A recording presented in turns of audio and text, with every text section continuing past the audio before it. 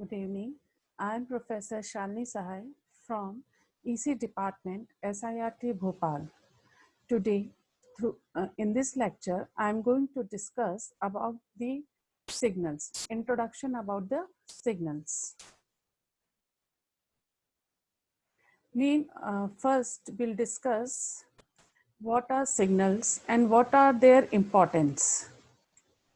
The concept of signals and systems arise in a wide variety of areas such as communications, circuit design, biomedical engineering, power system, speech processing, etc.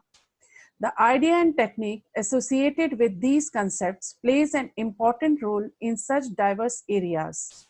Although the physical nature of the signals and system that arise in these varied disciplines may be drastically different, two basic features in common are the signals, which are functions of one or more independent variables, contains information about the behavior or nature of some phenomena.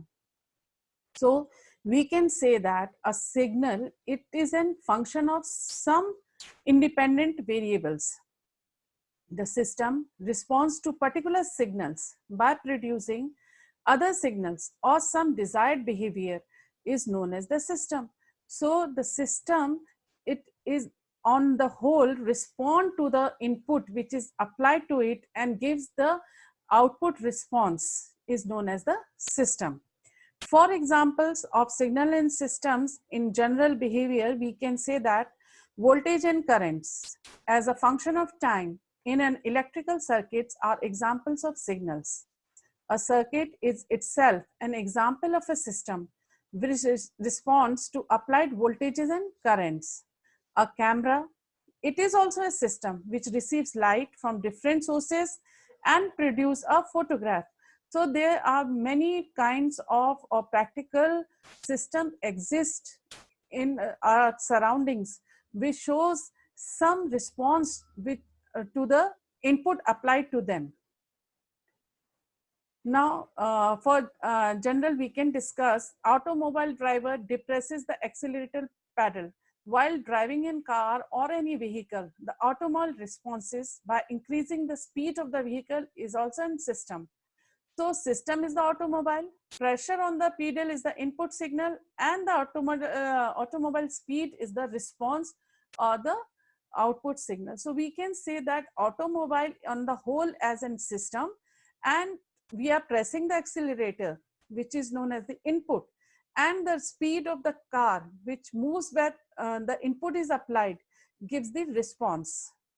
Now, for example, digitized electrocardiogram. It is also an input to a computer program for an automatic diagnosis of the electrocardiogram. So the program responses by estimating parameters, that is the heart rate of the patient. System is the computer program. Digitized electrocardiogram is the input signal, and the heart rate is the response or the output signal.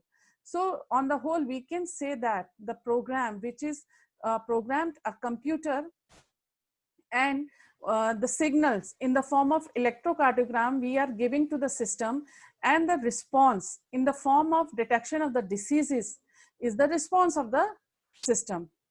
Now, control input signal to a robot arm. So the robot responses by producing movement of the arm. So system is the robot arm, and control electrical signal is the input signal, and the movement of the arm is the response or output signal. So we can define the major application areas of the signals and system. For example, communications, audio and speech processing, image, video processing, acoustics, circuit design, seismology, biomedical engineering, bioinformatics, energy generation and distribution system, chemical process control, aeronautics, and many more application areas where we can form a system through which we can apply the input and get the output response of the system. Well, now we'll discuss what is a signal. So it is a desired quantity. So signal may describe a wide variety of physical phenomena. It can be represented mathematically as a function of one or more independent variables. So for example, if we say that this is a signal which is a function of let x, y, z or xt, so the function value is depend upon the time. For example, time is xt, frequency is taken as xf, temperature, pressure, and many more other quantities. So we can define a signal. It is a function of some independent variable which is known as the signal. So it can be defined as an wanted information or the information which can achieve through a signal. Now, when we describe the signal, we come to know that there are main two types of signals, that is your discrete and continuous, and there are many more differentiation between the types of signals. Now, this video will cover concepts and techniques associated both with continuous time and discrete time signals or systems. Now, first we'll describe the continuous time signals that are defined for a continuous of values of the independent variable. The dependent variable is continuous. So when we take the independent variable of time t and the function has the value depends upon time t, so that is continuous time signal, will always be treated as a function of time. Parentheses are used to denote continuous time function. So we put in a parenthesis small t, which shows that x is a function of time. So the independent variable time is a real value and it is continuous. Now we'll come to discrete time signals. These are only defined at discrete times. The independent variables take only a discrete set of values, which means that the amplitude is continuous but time is discrete. So we have sampled the continuous time signal into regular interval or regular instants of time. So it will convert the continuous time signal into discrete time signal. Now it will always be treated as a function of n. So here we actually we are taking the samples. So t will be replaced by small n. Square brackets are used to denote that this is the discrete time function. So in continuous time, x and time is closed in a small bracket, and here the small x and n, the regular samples which we are taking, are enclosed in a square bracket. Now the independent variables n, it is an integer. For example, the speed signal as a function of time and atmospheric pressure as a function of attitude. So these are the example of continuous time signal. The daily closing stock market index an example of discrete time signal. So the share market where the closing of the stock market is not continuous, but it is closed for a discrete interval of time. So we can say that that is an example of discrete time signal. Now it is often useful to represent the signals graphically. So this is electrocardiogram signal where we are on axis we have taken the time and on y axis we have taken the amplitude of the waveform. So it is a continuous signal. Now this continuous signal is converted into discrete time. We will take a particular interval of time. So we have taken another example of discrete time signal where the signal is break into regular interval of time. So time is not continuous, but amplitude is continuous. So the continuous time signal can be converted into discrete time signal with the regular interval of time. Now we'll discuss types of signal. So types of signal we are considering as continuous, which is continuous regularly, which is having some amplitude on every time, means time is continuous and we are having the amplitude of the signals. So it is continuous time signal. Discrete time signal, here we use the square bracket and we'll write the number of samples. So the time is break into discrete intervals. So this is the kind of the signal which is known as the discrete time signal. Now continuous time signal and systems have very strong roots in problems associated with physics and more recently with electrical circuits and communication. The techniques of Discrete time signals and system have strong roots in numerical analysis, statistics, and time series analysis associated with such application as the analysis of economic and demographic data. In the past decades, there has been growing interrelationship between continuous time signal and discrete time signal in system. This has come from the dramatic advance in technology for the implementation of systems and for the generation of signals. For example, it is increasingly advantageous to consider processing continuous time signals and by representing them with time samples. So we are developing a concept behind the continuous time signal and discrete time signals. Both are in parallel, as both are the function of time, where the time is continuous, and in discrete time it is not continuous, it is a break into a regular interval of time.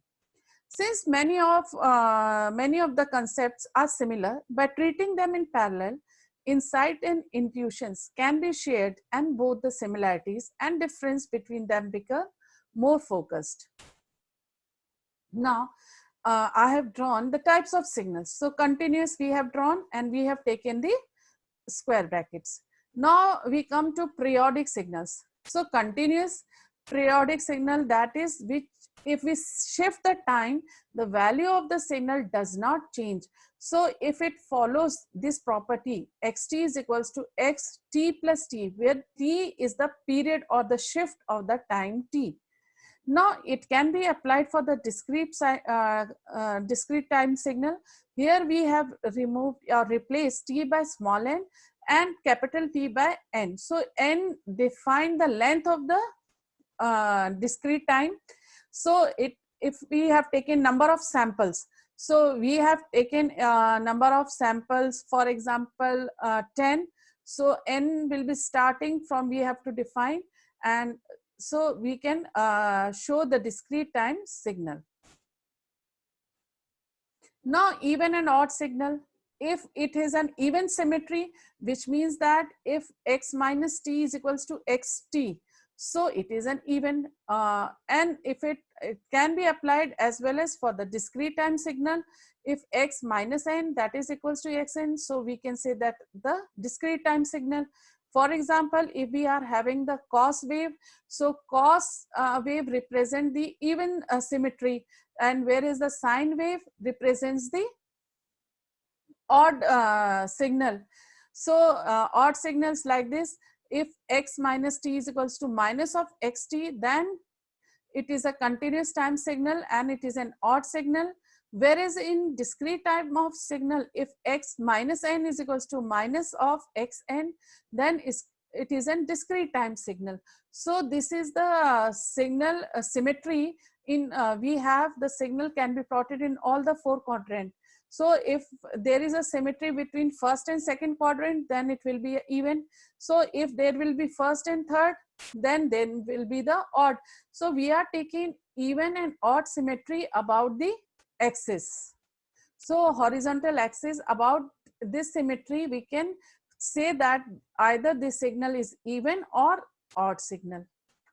Now we'll discuss the exponential and sinusoidal signals. So this is the continuous time signal.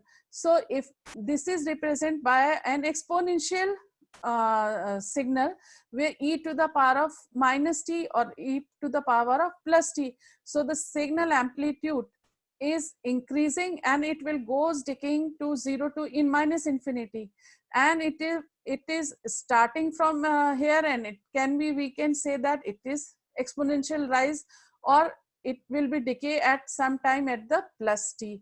So if we can represent this exponential signal in the form of c e to the power of at, so c represent the amplitude multiplication of exponential series. So it is the range for which a is greater than 0 or a is less than 0. Now the periodic complex exponential and sinusoidal signals. So if we consider xt is equals to e to the power of j omega naught t, now we, for a periodic signal, t will be replaced by t plus t. So it will be shifted, and if the periodic signal follows this rule, then we can say the signal is periodic. Now we have broken into two exponential series, e to the power of j omega naught t and e to the power of j omega naught t. It can be represented by this. Now we must have e to the power of j omega naught t. This is equals to 1. The period t naught is equals to 2 pi upon omega naught. Thank you.